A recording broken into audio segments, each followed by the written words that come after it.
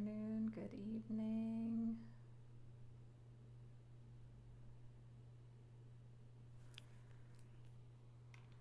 This is very interesting.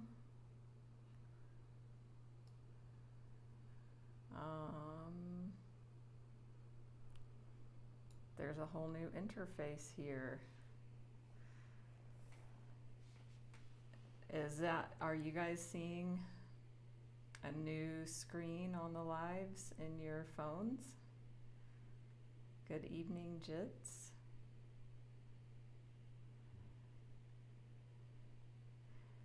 So I can't see anybody. There's no more bubbles that float across my screen, so I can see who's here. Welcome, Sandy. Huh. Well, everything changes.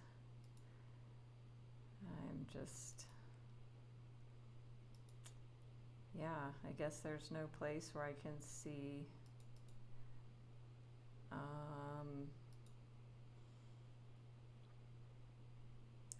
Okay. Aw. Hi, Donna. Thanks for that information, Jits. Woo, I get to practice my Michael Singer techniques right now in real time. I'm noticing there's resistance to this new system because it would be nice to see people pop in, and I know so many of you even by your profile, so I could say hello. So it is what it is, and a perfect introduction to this live stream. So you can't make this shit up, as I always say. Perfect timing. Welcome, Tina. So yes, anybody that's here, and I'll announce this again on my couple, and especially my weekend Saturday Night live stream. Yeah, that I can no longer see you all. So, hi Nancy, unless you say hello. Great to see everybody. I know this is a different time of day than when I usually join in. I'm just gonna, okay, click on that. Okay, so other people are talking about this as well. Welcome back, Sherry. Yeah, I mean, so we can jump into the teaching. We're going to be talking about Michael Singer today. And one of his most famous sayings is, you know, working with the low-hanging fruit, meaning the things that we have no control over, like traffic and weather, and like Insight Timer changing the interface of their live stream screens. It's something that we are all completely powerless over. So this is what would be called low-hanging fruit, and this is where we can practice our surrender and relaxing and releasing and letting go that Michael Singer talks about all the time. So, perfect introduction for today. Hi Elizabeth, nice to see you. Irene. So, I'm getting a bit ahead of myself. Welcome, Syl. Yeah, I mean, Byron Katie, which I am going to be doing a live stream on her work this weekend on Saturday in the Western Hemisphere, talks about arguing with reality. That could be another way of talking about low-hanging fruit. You know, the reality is they've changed the interface. If I argue with that reality, I'm going to suffer. It's that simple. It's not easy all the time, and it's that simple. And when we practice with these low-hanging fruits, then that's where we build our muscle on surrender and letting go and not arguing with reality. And then we release our suffering. And then we have more inner peace, which is, the point. So, I'm Natalie, spiritual life coach. So if there's anybody new, please say hello. And welcome to you all. I'm so grateful to be here. Grateful for Insight Timer and to our community here. Please follow me here if you don't already. If you care to give a donation, you can do so here through the app, or there's other ways as well. I'm also double live streaming this. Let me check that actually. Okay, looks good there. So I'm double live streaming on my YouTube channel. So if you have to leave early and you want to watch the replay, all of that is available over there. You can also follow me on Facebook, Instagram, and check my link here in my teacher profile and find out more and the ways that we can connect. So glad to have you. It is my name, so everything is my name everywhere. And here I don't have it this way, but I have my middle initial, M as in Marie, so you can find it that way. So you can join my group, Natalie's Healing Circle, here in the app. We can stay connected there. I make announcements and updates, and when I do giveaways, I'll announce that there. We just had a giveaway for my 4 years teacher anniversary on Insight Timer.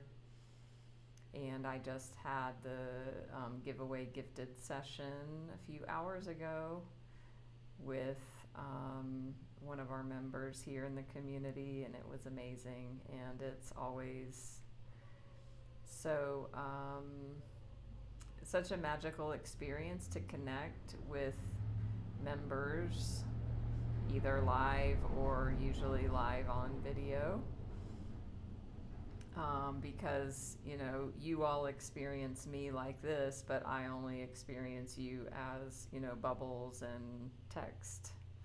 So to move into more 3 dimensions is always such a fun experience. So,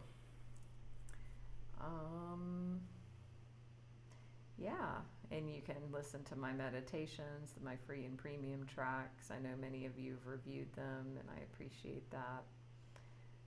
So thank you so much. So we're going to dive into our topic for today, which is all about Michael Singer. So if you're brave and you don't know who that is, please make a comment.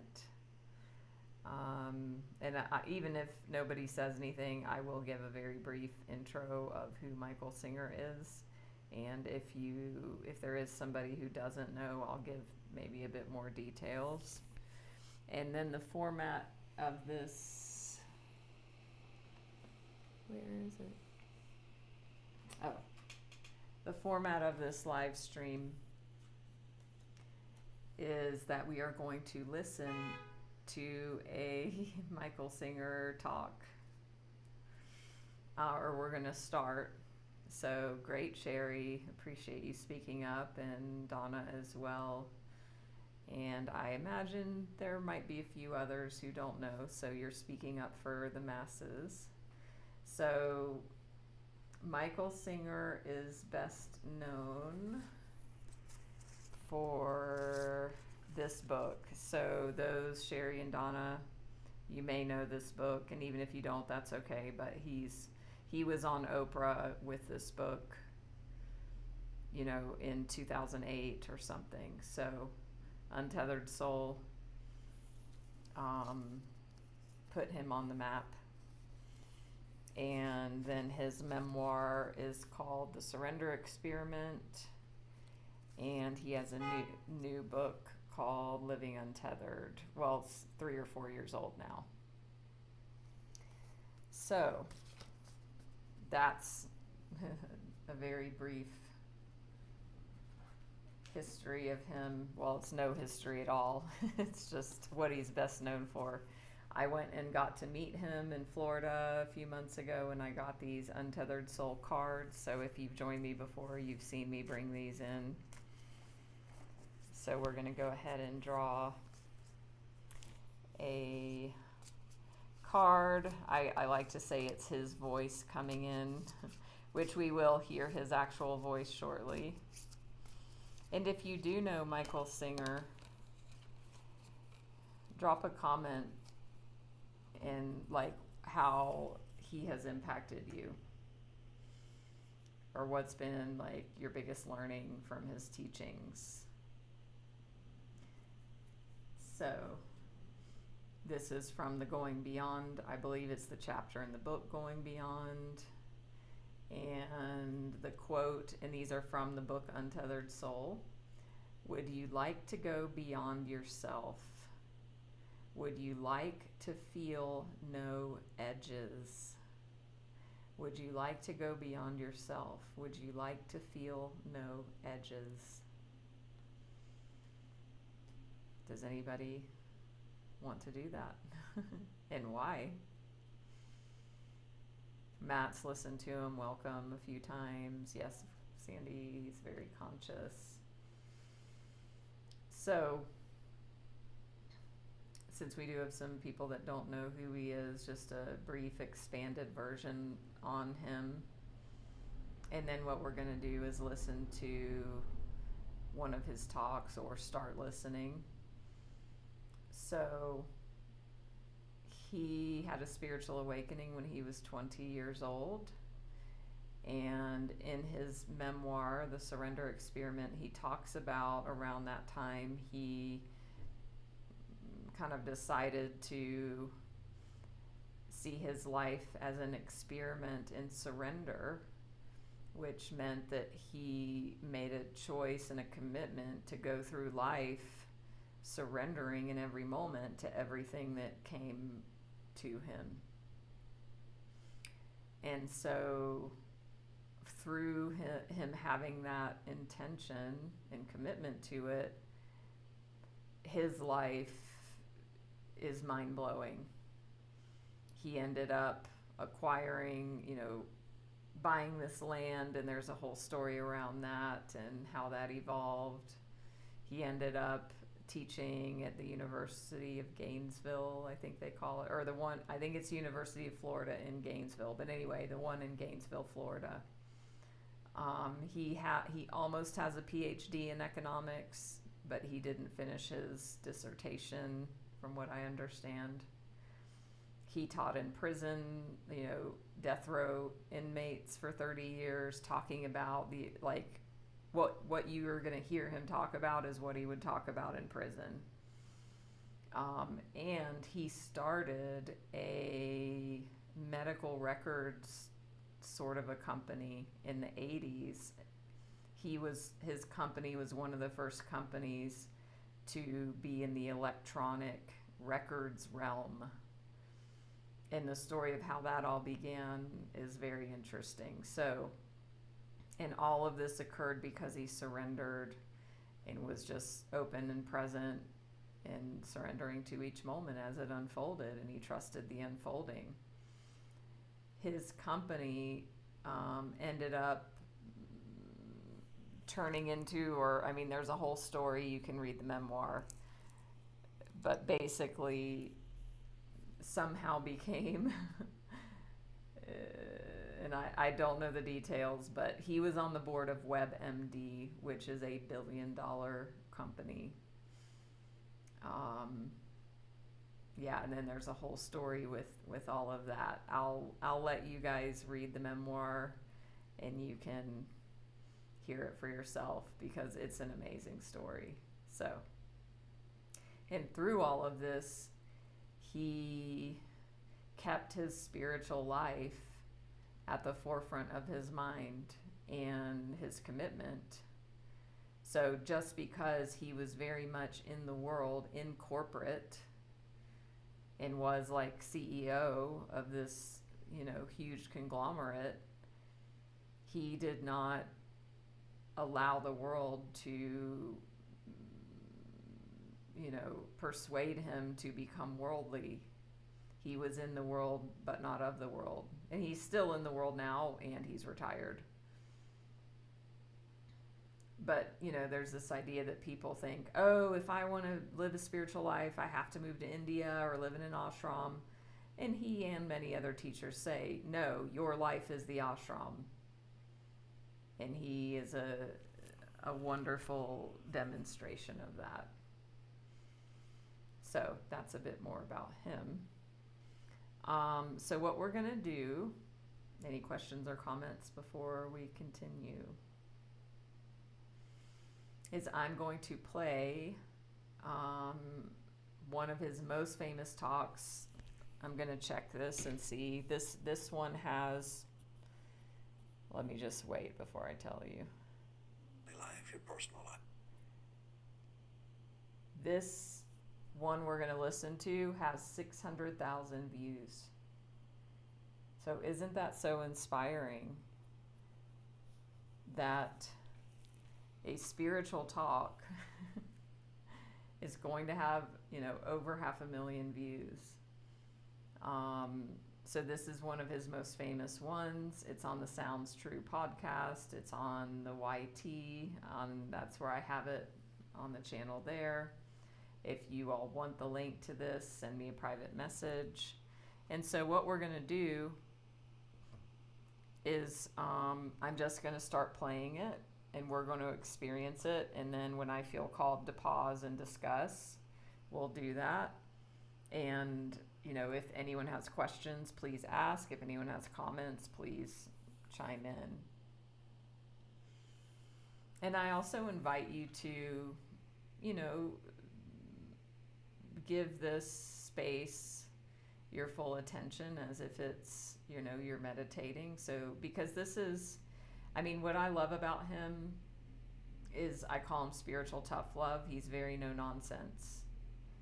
And his messages are very simple and very profound. So I invite you to be fully present as you take in the messages. And if there's something else like vying for your attention, my invitation is that you choose what you're going to give your full attention to, because how we do one thing is how we do everything. So even here in this live stream is an invitation to be fully present. And I say this with love and respect, and as maybe something for some of you, and I can raise my hand here, of like, in this day and age with technology, it's very easy to be distracted in attention. So, this can be an invitation. You're here, an insight timer, to allow yourself to be, with a capital B, present and connected, and allow this transmission to sink in. And it's up to you. That's the invitation. So we'll go ahead and get started. Let me know if you can't hear it well enough, or if it's too loud or something. Okay.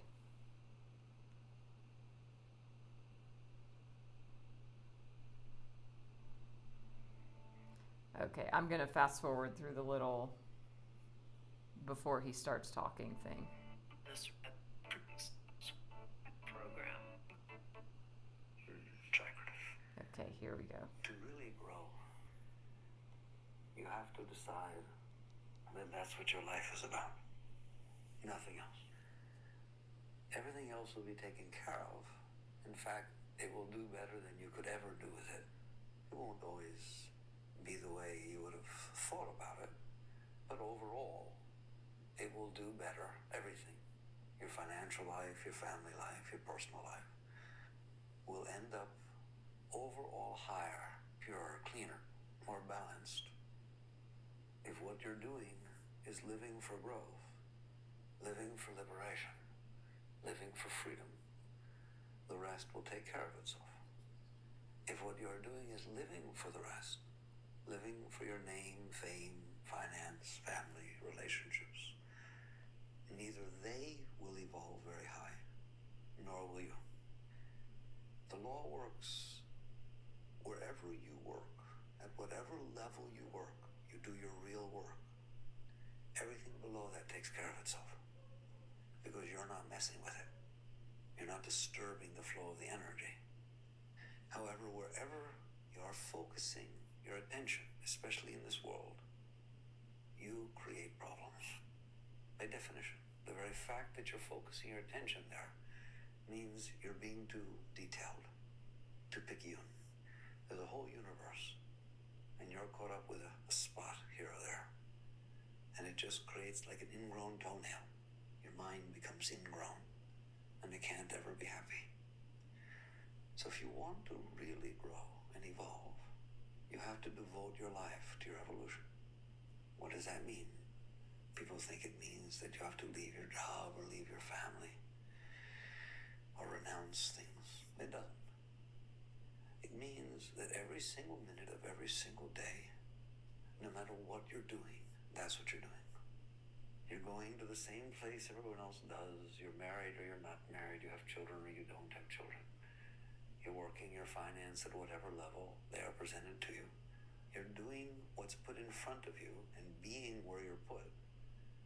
The same passion, the same commitment, the same focus, maybe even deeper than people who really care about it do. The difference is what you care about, and all that you care about is freeing yourself from yourself. The only thing binding you is you. There is nothing else. It's not your life. It's not the people around you. It's your relationship with your life and with the people around you. You can't change the outside. You fight all you want, you change it very little. But you can change your relationship with it. So when you decide that what you want to do is grow, you don't have to change anything except your attitude about what's going on. If you think what's going on is some temporal situation that you need to mess with, control, manipulate, change, so that you're okay, you will never be okay. If what you know is going on is that the world is unfolding, and if it happens to be disturbing you, it's because there's something wrong with you. If it happens to irritate you, it's because you're irritable. If it happens to cause fear, it's because you're afraid. If you weren't afraid, you wouldn't feel fear. If you weren't irritable, you wouldn't get irritated. If you didn't care what people thought of you, you wouldn't care what they thought of you or what they said about you. If you weren't out there looking for someone to take care of you or love you, then it wouldn't bother you whether people liked you or not. It's always coming from you, always. And so a being who wants to grow spiritually, who wants to really explore beyond, uses every single minute of their life for that purpose.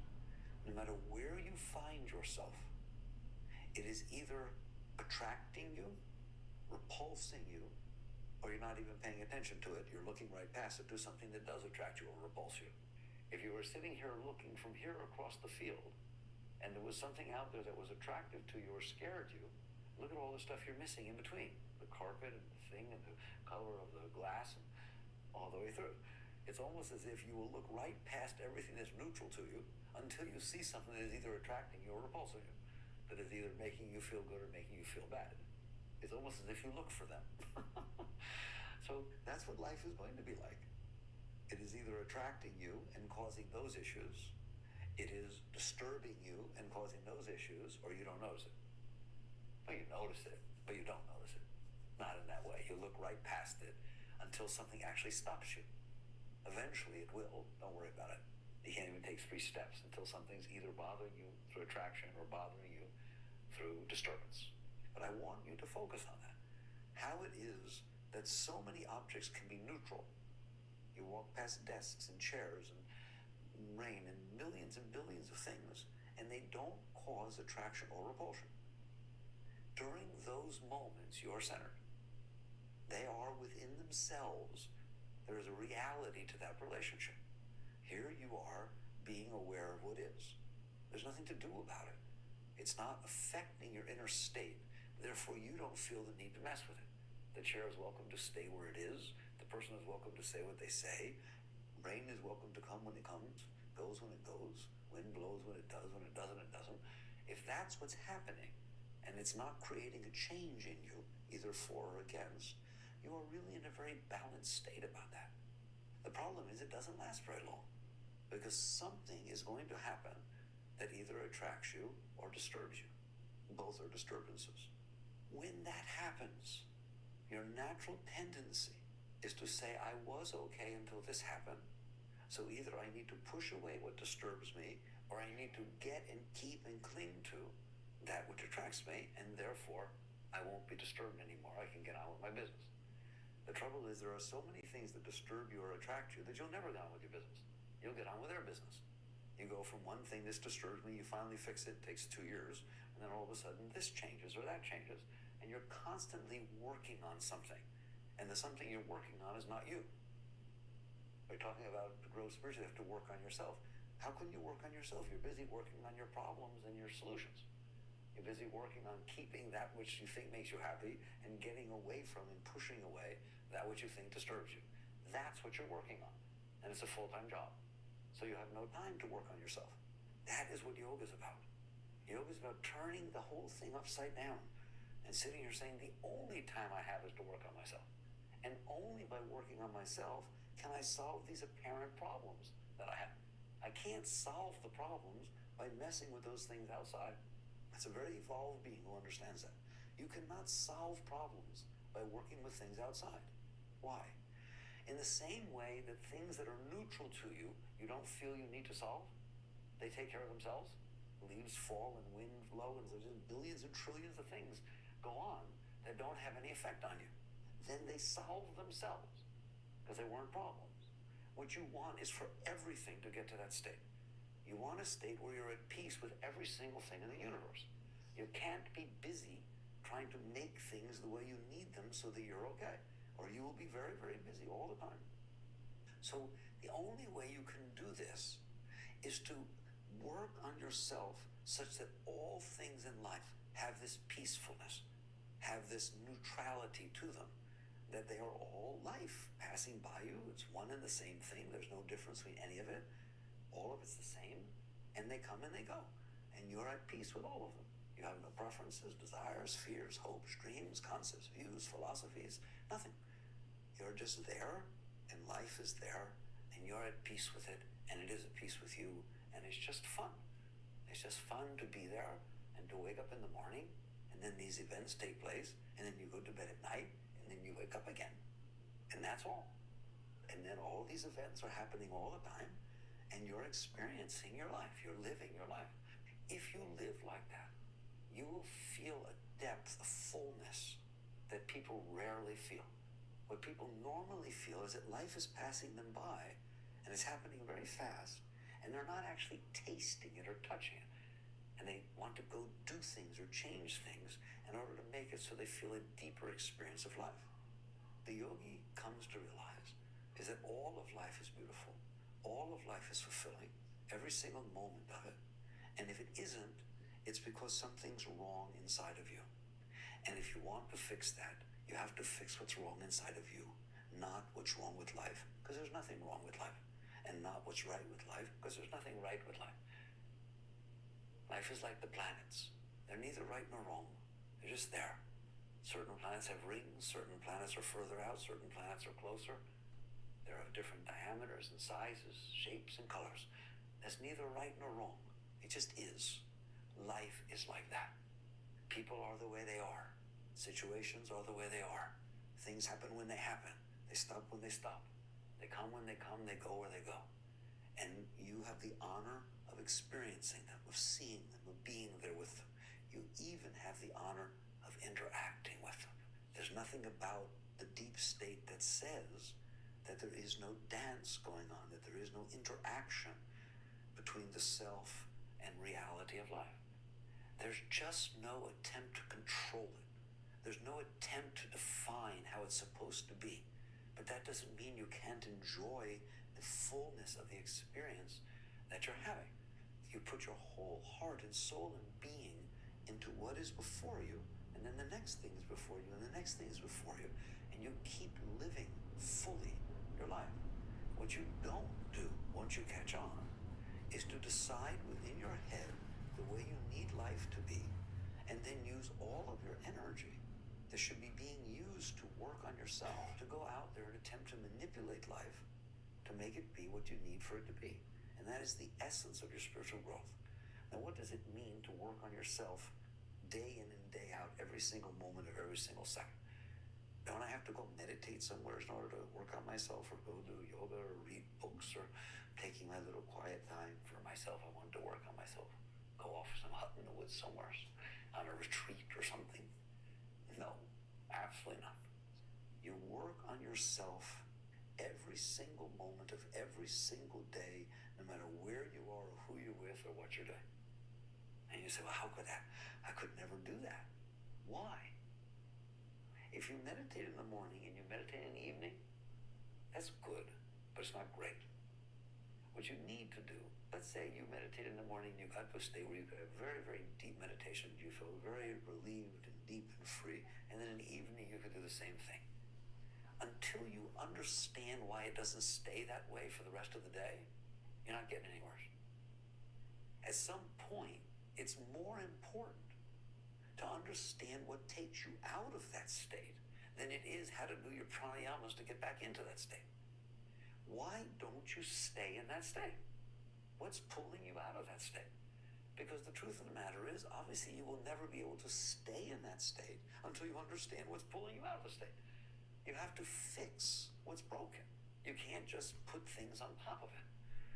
So the depth of true spirituality, of true yoga, is about watching yourself in your day-to-day life.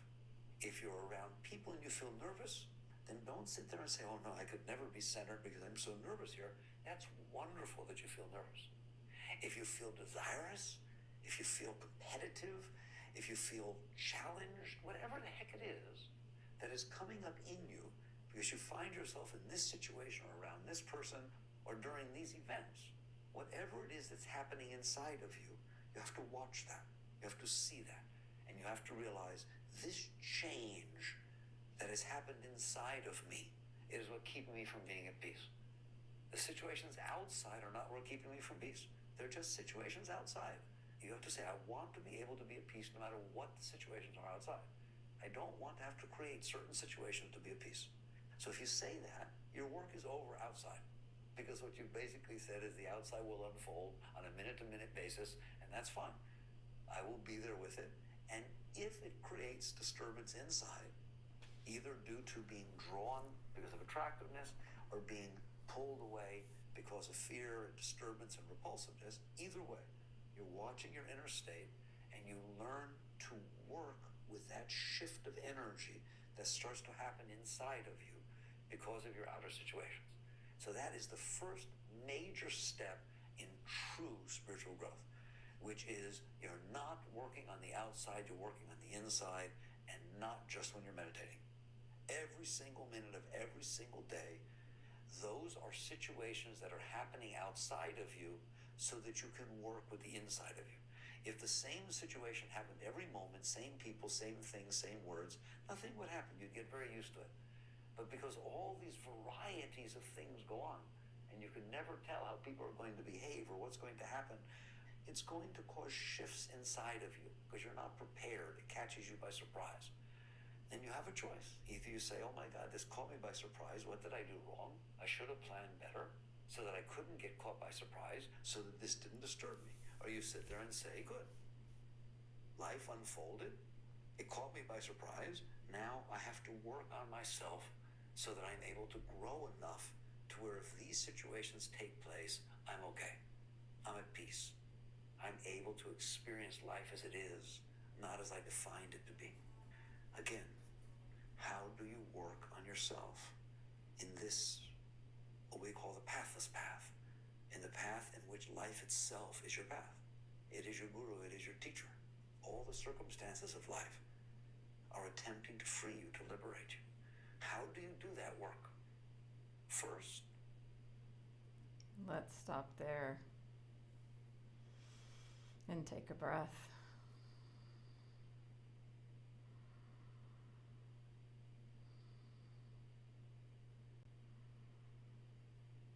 Welcome everybody. Bonnie, Tolkien, Rochelle.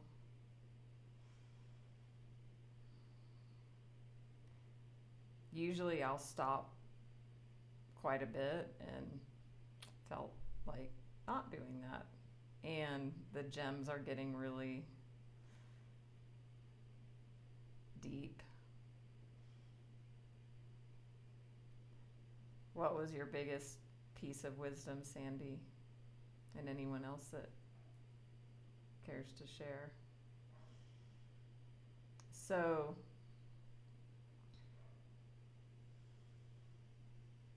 and he's talked about this before.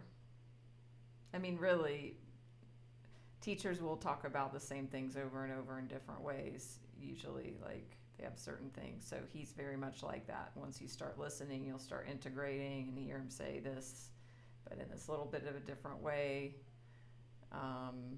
Yeah, so if you resonate with Michael Singer, like, welcome to his world. Very simple, very profound, very hands-on. He is, like, he does bring in, like, like woo-woo, and also he doesn't. And he's very much of that world, just like me. Wonderful, Donna.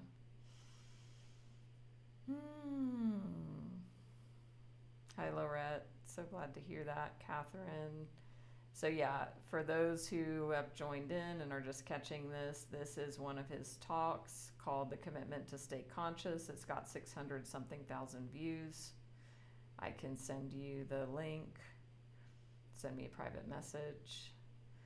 So basically, he was talking about, if you want freedom, if you want liberation, if you want freedom from suffering, if you want self-realization, enlightenment, peace, awakening, you have to make a decision or a choice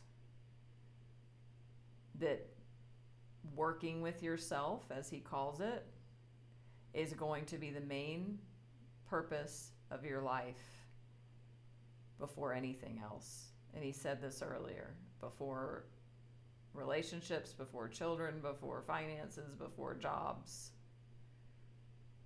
And he said, and it kind of reminds me of AA, and I'm in AA, many of you know, where in AA we say, anything you put in front of your sobriety, you will lose. So if you put, your kids, like making them more important than your sobriety, you'll lose your sobriety and then you'll lose your kids. So here, it's maybe not the best example, but he's saying, like, anything you put in front of making your moment-to-moment commitment to staying conscious and working with yourself, you'll lose your your freedom and you will suffer. And he said, like, when you put that stuff in front of your practice, your moment-to-moment practice, then it's not going to turn out very well. But if you put your practice first and foremost above anything, then all of the stuff falls into place and takes care of itself better than we could have imagined. Because we get in there and we get attached, and we like he talked about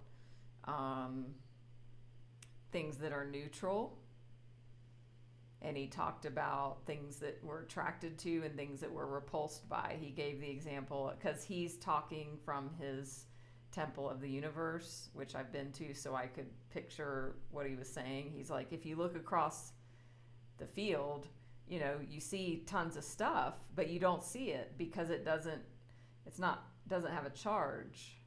But your eyes will continue to look to find something to identify with, either, oh, it's a beautiful tree, or, oh, there's a snake. So basically, that's the world. He talks about the white lines on the road a lot. They're neutral unless you've had an experience with white lines on the road. You don't see that.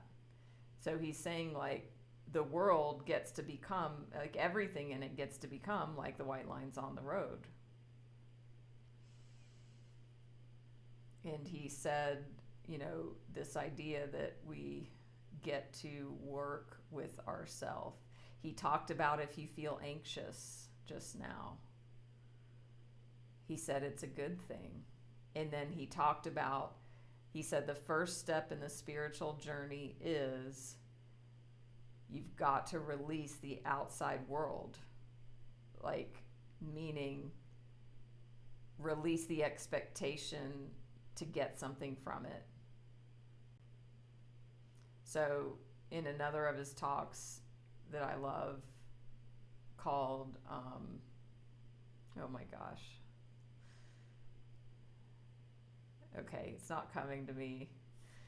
But he talks about that, where it's this paradigm shift from, instead of looking to the outside world for anything, either I don't want it and I'm going to push it away, let me get away from whatever it is, or I like it, give me more.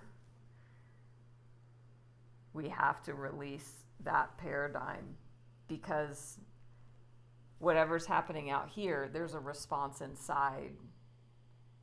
So we want to go straight to that. And that's what he's talking about, working with yourself. So he said, oh, somebody says, I have anxiety when I get around people. He's like, good. That's good that outside event is bringing up something internally. There's a shift in energy and sensation. And that's where we want to work. And he talks about this of, like, when you first notice a contraction, that's the moment where he says, relax and release. So I missed many of the gems, and that's okay. And I've listened to this talk, I don't know how many times. I can share it with you. You can watch this replay on my YouTube channel, and you can follow me here, give a donation, follow me everywhere, all that stuff, if you'd like. So he was just starting to switch gears into talking about what it looks like to work with yourself. And he's like, not in meditation. And remember, he said, meditation's good, but if you are meditating in the morning and you reach bliss, and say you meditate in the morning and evening, if you sit down in your evening meditation and you're not in the same bliss you were in your morning meditation, what happened in between the morning and the evening that you lost your bliss? He said that's the work. And that's more important than being in meditation and getting to a peak state. We want to look at, why did I lose my center in the day? He said something like, you know, we want to evolve to a place where, as I gave the example, and he said the outside world's like it's neutral. Like if you just see a field or whatever, or you see the white lines on the road and it's just boring, until the mind finds something to either like or dislike.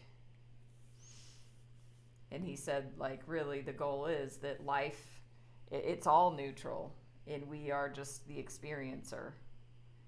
And we wake up every day and just we're being and we're experiencing, and we don't have preferences. And if there's a preference, and if there's something in here, you know, there's that clinging or resisting, and he talks about the energetics of that, and he might in this. We work with our interior energy. So, any questions or comments? And we'll continue.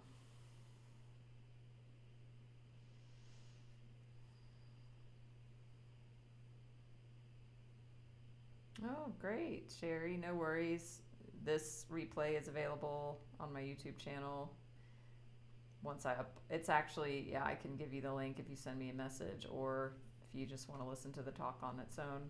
And I do have a number of these formats of my live replays. They're in a playlist there, and I also have a playlist of the just the talks. So I think it's titled like the Michael Singer talks that I played in my live stream. So I will put that in there too. So all right, we will continue.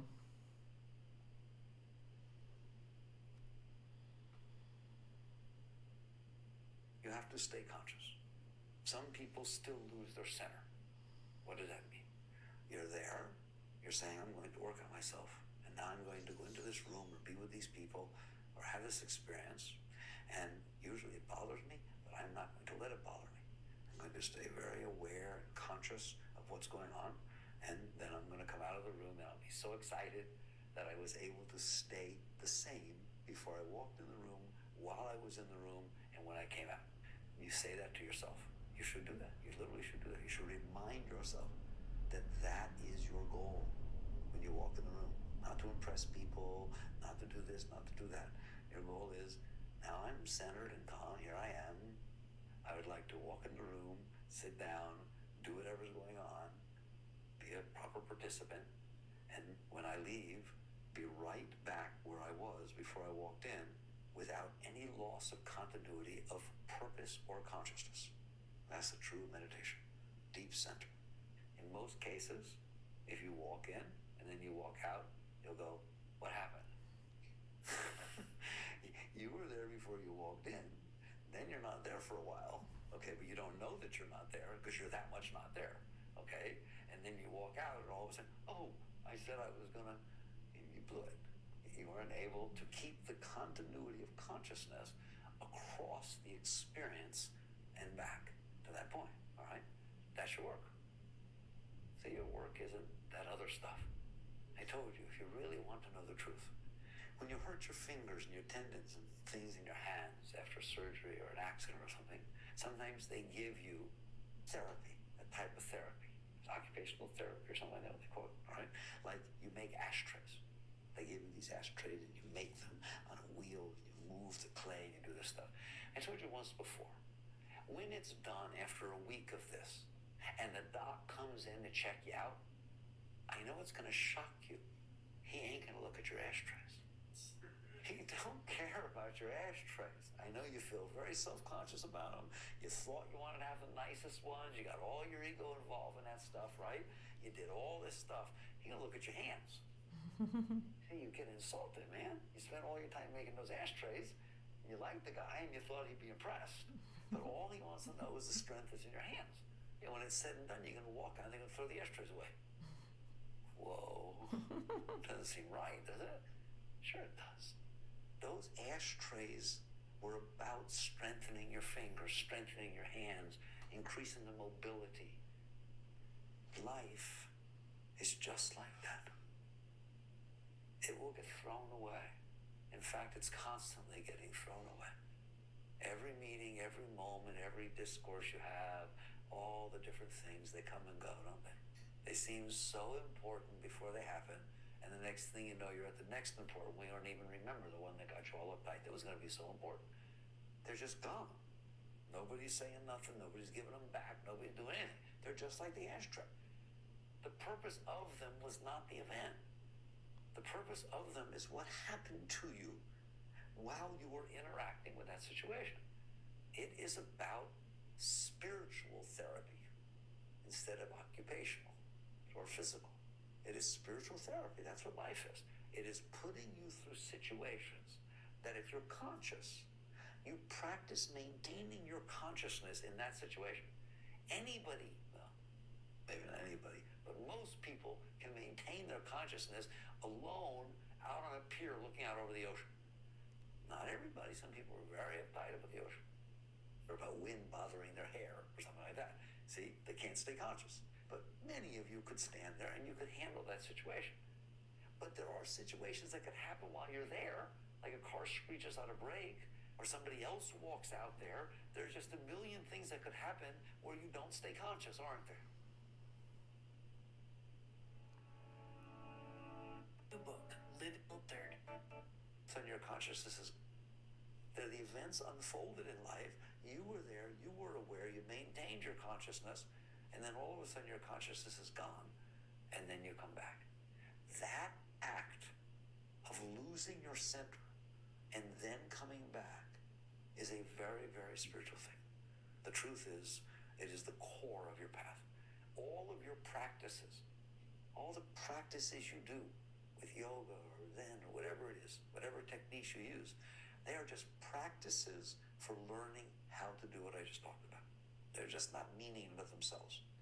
You start by reminding yourself that you're going to stay centered.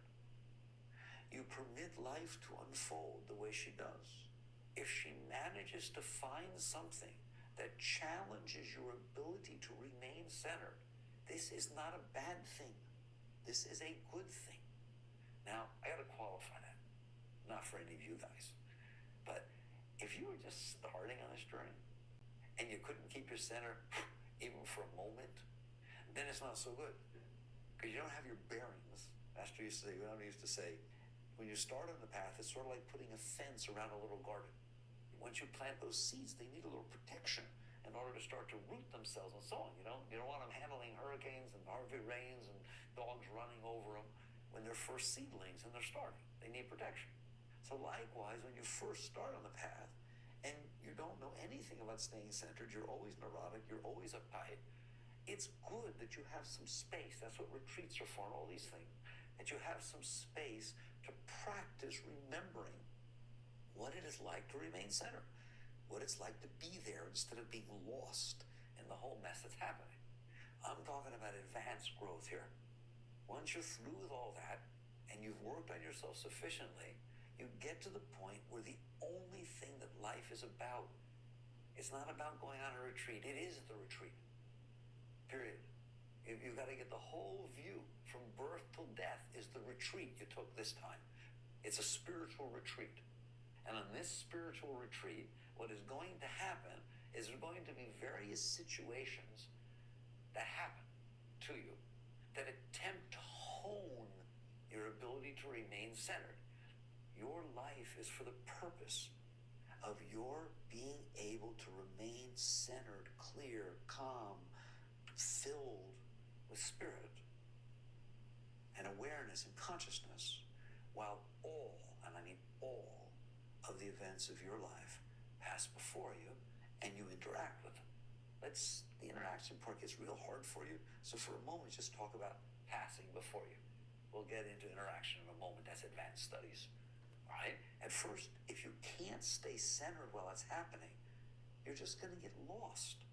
What happens is the energy comes up, it disturbs something inside of you, your energy comes up, and it overwhelms you. It's almost like getting drowned. The consciousness gets pulled down into the emotions, the mind, and all the disturbed energies, and the next thing you know, all you are about is this situation that's happening outside of you. That's all your mind's thinking about, that's all your heart's feeling, all of your will, all of your chi, all of your energy, everything is just about this situation that's disturbing you. You've lost your sense of self. You've lost your center. When the situation ceases, your disturbed energies inside calm down and they cease. Therefore, it's like the water receding. Now you find yourself some solid ground. Next thing you know, you pop back up, don't you? And you find, oh, here I am. What happened? Oh my God, how did I get so upset by that? Something like that, all right? You regain your center.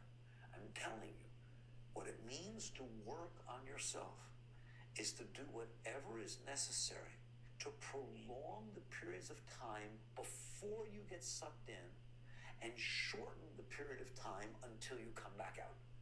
And that, for a while, is your spiritual journey. So the first phase is in order to protect the seed, plant the seed, protect it, so that it even remembers that it's back here, that it's centered.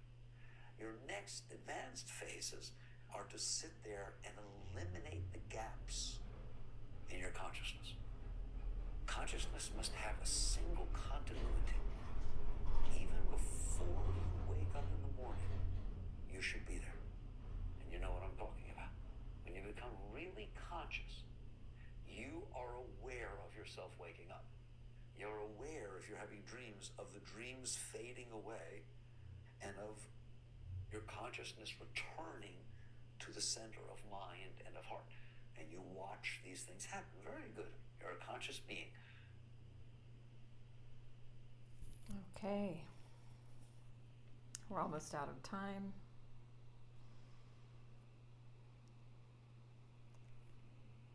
And there's still,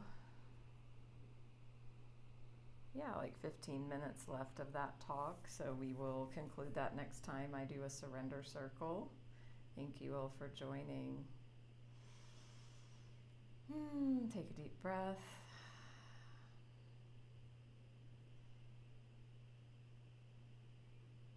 And just let that transmission land, marinate. And maybe some of you might want to have an intention moving forward to just bring in 2 to 5% more consciousness. And so for those of you that were here in the very beginning, remember I talked about the low-hanging fruit. And remember I talked about, here is something that my own ego and mind got attached to, is this new live screen where I can't see anybody. I can't see the bubbles of the profiles passing by. And I had resistance. I mean, if we want to put it in Michael Singer terms, I had resistance and I didn't like it and I didn't want it. And there's nothing I can do about it. Absolutely nothing except not participate. So that is something that is low-hanging fruit. So when he's talking about this very detailed explanation of how to work with yourself in every moment, of noticing that energy rising, and then he talked about beginners being like, they lose themselves, they go unconscious, they become so identified with whatever's they're feeling or whatever's happening in the outside that they're gone until they settle back and center again, and then they're like, oh my God, where was I? Like, what happened, right? So most of us are on not, more of an elevated level to where we can see that all happening. So, I mean, I could see it in this example of, this new live format. And I saw the energy rise, the contraction, the constriction, the heat of, the mind was like, I don't like this. I want to be able to see all my community members so I can say hello. And there was arguing with reality happening. So that's, what he says to start working with is those things. You don't start with your childhood trauma, and you don't start trying to bring that stuff up, or the poverty and the war in the world and the politics and blah. And that's not, if it's there, work with it, but don't go looking for that. Start with traffic and start with weather. Start with an internet screen changing. And be the witness of what's arising in the energy here, and allow it to do whatever it's going to do without interfering. So I think he's going to get to that in the talk. So welcome, Sei. So Donna, if you want the link to this, or anybody else, send me a private message. Hi, J.E. Hi, Evie. I'm going to choose not to do that, because this is the spiritual work. I can adapt. This is the new format. This is the new screen. So for me, and what Michael Singer talks about is not manipulating the outside world. I mean, it doesn't mean that, you know, you don't do things using common sense. Yeah. So, hi, Kathy. So, we are at time. Thank you all for joining. Stay tuned. Follow me. You'll be notified of future live streams. And I will schedule a follow-up for this where we will continue this talk that we're listening to. And I am going live Saturday for Byron Katie. We're going to be talking about doing the work of Byron Katie. So if you know who that is, join. If you don't know who that is, also join, because it's also about freedom from suffering in its own way. In its own, you know, it's a different format but same result, which is freedom from suffering, which is, I think, I'll speak for humanity, what we all want. So, and then I also will be going live Saturday and Sunday for Sunday morning live. I missed that last weekend, but I did do it on Friday. So, thank you so much. Much love to all of you, and see you very soon.